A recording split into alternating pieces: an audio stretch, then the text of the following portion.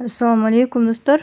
Rent USDT деген жаңы бир сайтка платформага катталуунун алдында турам. Азыр биз бул жерге email жазабыз, андан кийин паролдорду жазып, бул транзакция паролго 6 цифрадан турган пароль коебуз. Акча чыгаруу үчүн керек болот.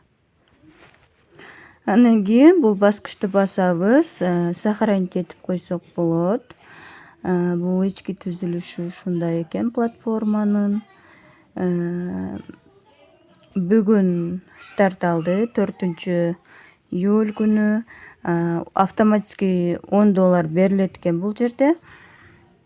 Rent деген жерине кирип көрөлү. Бул жерде значит бул рентке $10 салып, күнүнө $1.25 чыгарсак болот экен. 40 күндө $50 чыгарат экенбиз. $20 деген бул $10 уже кабинетибизде бар, бонустук акча.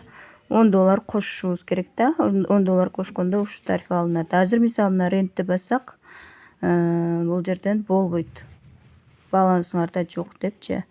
Ошондуктан биз бул жака пополнение кылышыбыз керек. Аны Recharge деген жерден жасайбыз. Ушул адрести копиялап которобуз.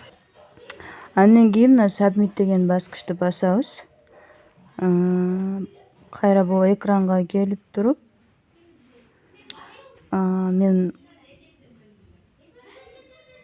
обновление жасайын. Бул жерде